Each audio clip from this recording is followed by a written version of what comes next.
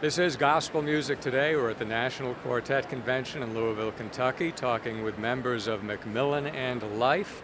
And sitting next to me is Jimmy McMillan. And Jimmy, welcome to Gospel Music Today. Thank you very much. It's great to be here. We're excited about it. I'm going to have you introduce these other two people. All right, I can do that. This lovely redhead right here is my wife, Liz, as you know, and I think you knew her before I did. I think she had been up to Rhode Island before we ever met. And then this gentleman right here is Josh Arnett, and he's a great asset to our ministry. Now, let me ask you this, because you guys have been with some of the top groups, the Lesters, Wilburns, the Tony Brothers, and some of the big stages. But I know that McMillan and Life has a real desire to be in the local churches. Yes.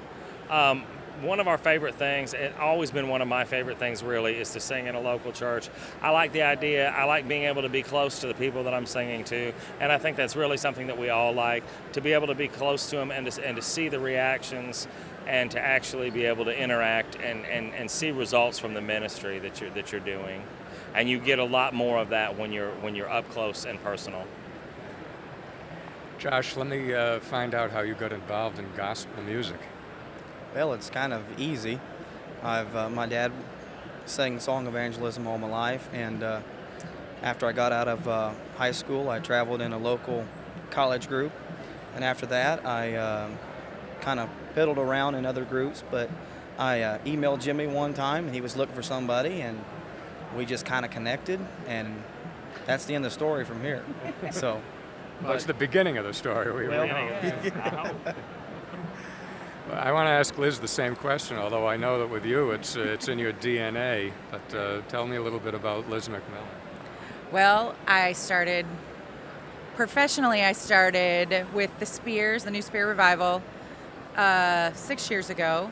And then I traveled with them for several years, and then I went with the Lesters. But, you know, my family has been in Southern Gospel my entire life. My grandfather sang with the Blackwoods, and then he and his brothers started the Tony Brothers.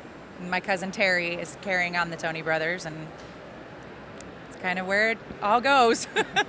That's great. Before I ask you another question, I'll have to tell you a little story. We went to see the Lesters when you were in the New England area, and you were at a place up in Massachusetts, and the local promoter asked me to come up there and talk about the Lesters coming to our place, and the Tony Brothers were coming to our place. Now, I didn't really know about any connection, but I mentioned the Tony Brothers, and Liz leaped out of her seat.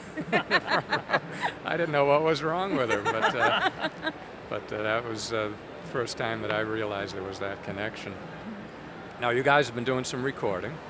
Yes, we just finished a brand new project. Got it a week ago. Well, was it Tuesday? A week ago Tuesday, I picked it up on our way to Branson, and we're really excited about it. We put a lot of time and thought and prayer into the project, and actually, just the way that God works and the way that it actually proves to us that the right songs are on there is that we had picked 11 songs, and I knew there was something wrong. I couldn't figure out what it was, and when we ran short on time, the producer looked at me. We ran short on time for vocals, and the producer looked at me and said, "You have to make a choice between this song and this song." And I said, "Well, you know, you always fall short on fast songs, so maybe we ought to do this." And she looked at me, she said, "Have you thought about the fact that that is the one song on this project that doesn't flow with the idea and with the spirit of the project?"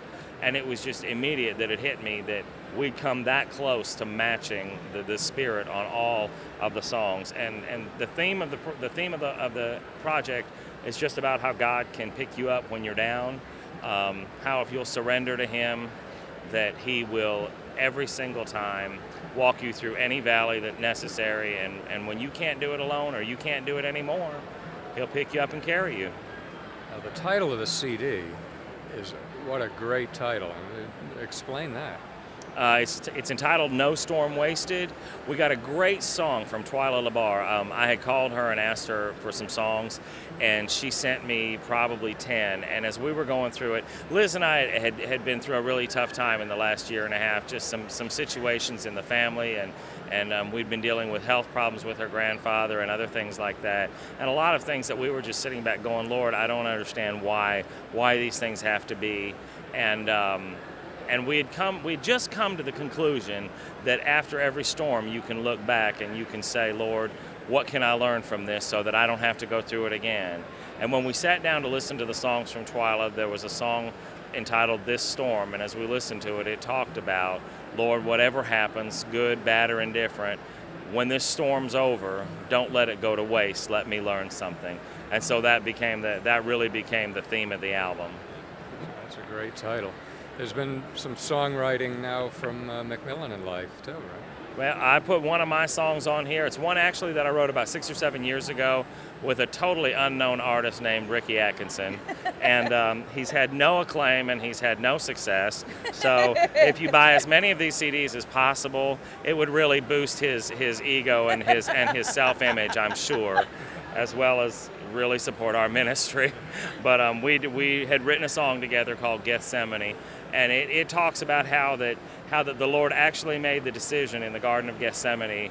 He made his final decision to go through with his Father's will all the way to Calvary. And so his victory was really in the Garden of Gethsemane. And then it goes on to talk about how we each have our own Garden of Gethsemane every single day that we live with, but that we can face anything that comes our way because he's already taken care of it. And the greatest line in the song to me, and Ricky, I'll give you credit, is, what is it? I can claim the victory over anything in my Gethsemane. McMillan and Life website? www.mcmillanandlife, you have to spell out the .com. And you can also, if you'll hit the tour page, that'll also take you to our MySpace. So I won't spell that out. Just go and hit tour on our website, and it'll take you to our MySpace. You can sample our music. You can see where we're going to be, and you can really keep up to date with what's going on with our group. All of McMillan and Life, thank you very much for talking to us, and especially Jimmy and Liz. It's great to see you guys again. Thank you for being on Gospel Music today.